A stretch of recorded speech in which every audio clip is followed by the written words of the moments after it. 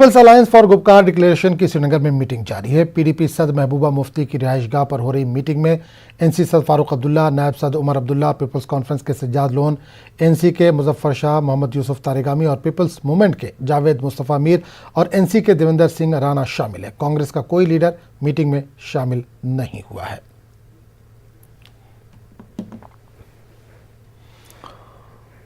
और इस पूरे मामले पर बात करने के लिए हम सीधे रुख करेंगे श्रीनगर का, जहां से मानवादी शब्बीर अहमद इस वक्त सीधे तौर पर जुड़ रहे हैं। शब्बीर, महबूबा मुफ्ती के घर आज अहम मीटिंग चल रही है गुपकार को लेकर, कौन कौन शामिल है और क्या कुछ बातचीत चली है, कुछ निकलकर सामने आया अब तक?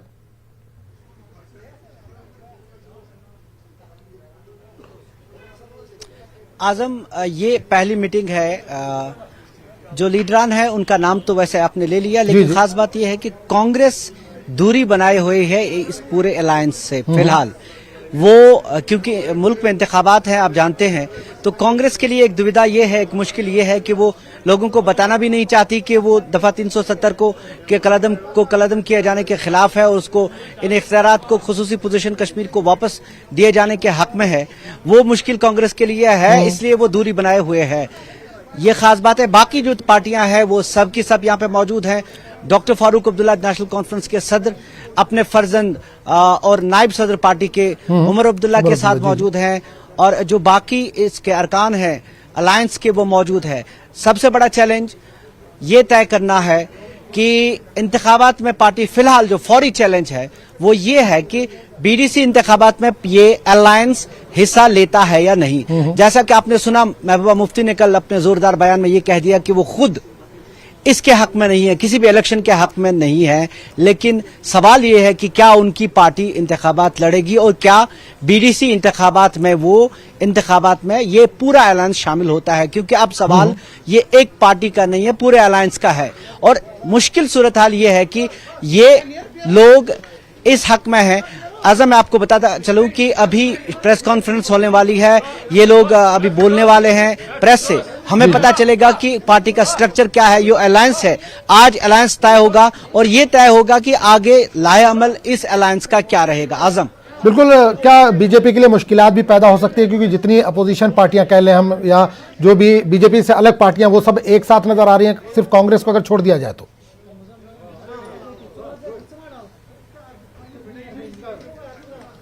देखिए आजम, बीजेपी के लिए जम्मू कश्मीर में मुश्किलात तो होंगी ही होंगी, क्योंकि वो चाहते एक, अगर मुल्क में, पूरे मुल्क में आप जैसे देख रहे हैं कि रीजनल अलायंसेस खड़े हो रहे हैं, और कई लोगों का ये मानना है कि अगर रीजनल अलायंसेस बन जाते हैं तो मुल्क की सतह पे वो बीजेपी के लिए मुश्किल खड़े कर सकते हैं। जहां तक जम्मू कश्मीर का ताल्लुक है, कश्मीर में बीजेपी की इतनी स्टेक नहीं है, लेकिन यहां पे जो ये अलायंस बना है, इनके लिए मुश्किल ये है कि अगर वो इंतखाबात में हिस्सा लेते हैं तो ये लोगों को बताएंगे क्या, क्योंकि ये मेन स्ट्रीम पार्टीज थे।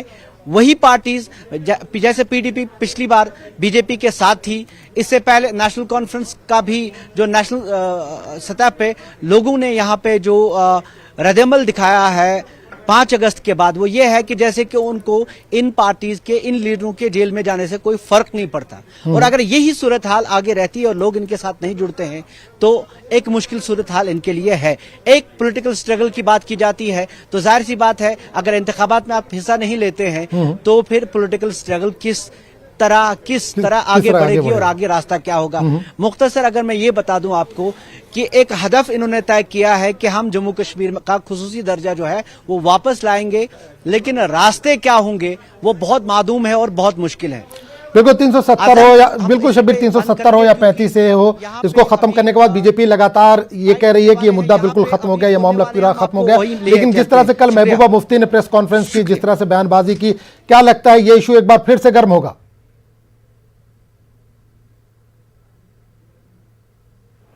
शायद शब्बीर से हमारा राब्ता टूट गया, तो नाजरीन दोबारा हम शब्बीर के पास जाने की कोशिश करेंगे। फिलहाल आगे बढ़ेंगे दूसरी खबर की तरफ। महबूबा मुफ्ती के मुतराज़े बयान का मामला तूल पकड़ता जा रहा है। मामले में दिल्ली पुलिस कमिश्नर से FIR दर्ज करने की शिकायत की गई है। शिकायत सुप्रीम कोर्ट के वकील विनीत जिंदल ने की है। उन्होंने मुख्तलिफ दफात के तहत मामला दर्ज करने का मामला किया। आपको बता दें कि PDP सदर महबूबा मुफ्ती ने कहा था कि जम्मू कश्मीर का झंडा वापस आने तक वो कौमी परचम नहीं थामेंगी।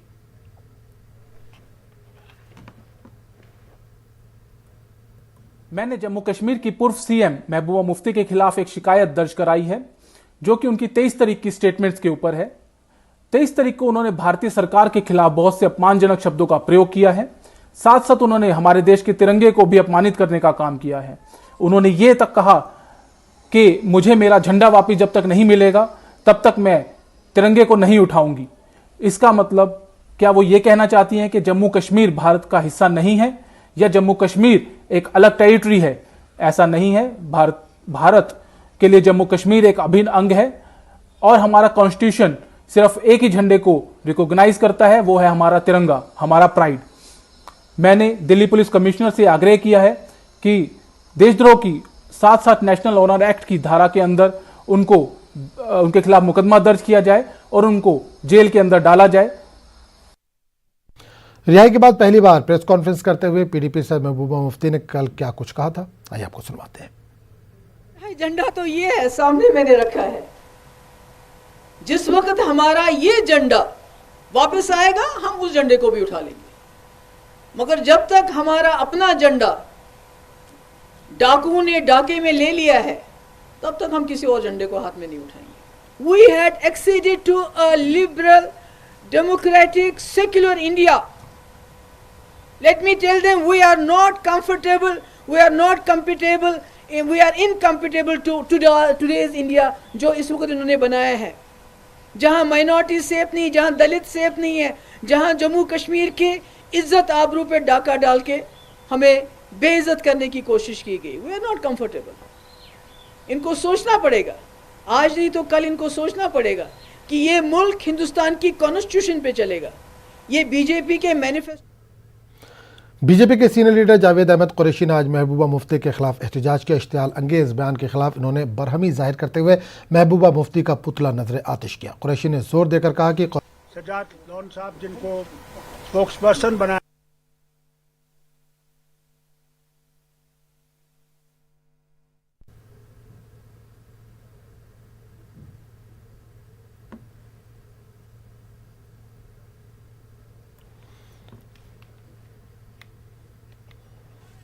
तो नाज़रीन आपको एक बार फिर बता दें कि बीजेपी के सीनियर लीडर जावेद अहमद कुरैशी ने आज महबूबा मुफ्ती के खिलाफ एहतजाज के इश्तियाल अंगेज बयान के खिलाफ इन्होंने बरहमी जाहिर करते हुए महबूबा मुफ्ती का पुतला नजर आतिश किया। कुरैशी ने जोर देकर कहा कि कौमी परचम और मादरे वतन की आन बान शान बरकरार रखने के लिए वो अपने खून के आखिरी कतरे की कुर्बानी देने को भी तैयार है। इन्होंने कहा कि जम्मू कश्मीर हमारे मुल्क का अटूट हिस्सा है और यहाँ सिर्फ एक झंडा ही लहराया जाएगा। कश्मीरी अवाम को उकसाने से बाज रहने का इन्होंने महबूबा मुफ्ती को इंतबाह भी दिया।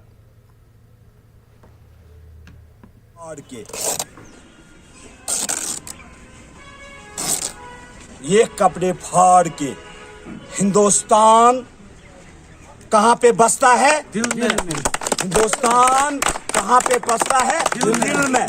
तिरंगे की इज्जत इस दिल में है, इस दिल में है।